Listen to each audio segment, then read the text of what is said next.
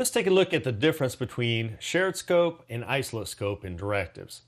So you can see in this page here, I have a reference to a directive called shared scope and another one called isolate scope, which have rather obvious purposes. And I've referenced Angular and one other little script here that's important called directives controller. Now this is just a really simple controller that has a few properties in it.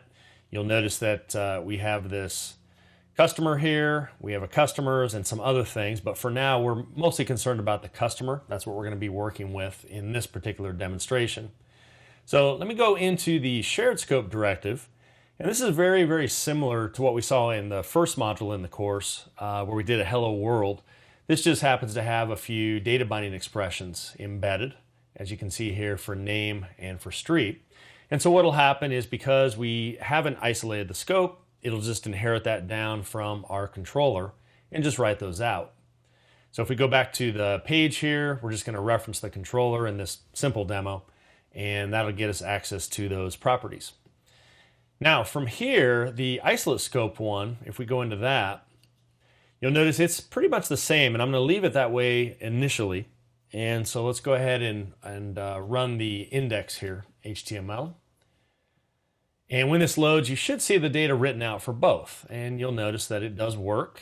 Even the isolate scope works. And that's because right now it's, again, not isolate scope at this point.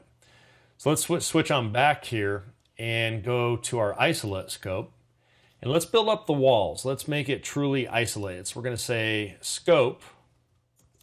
And then we're going to give it the kind of squiggly brackets here. And again, I like to think of that as kind of the left side of the wall and the right side of the wall, and then we can build in those some pipelines, you'll see later, to allow the outside world to pass in data. But for now, we're just going to totally cut ourselves off from the outside scope.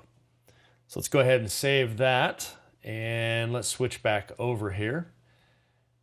And you'll see it's already been updated, but when I refresh, nothing displays. And that is correct behavior because we've isolated ourselves. So that would be an example of the difference between shared and isolate scope. So the next thing to learn is, okay, how do we poke those holes in the wall so that we can get data in from the outside world? And we'll be talking about that in the next part of the module.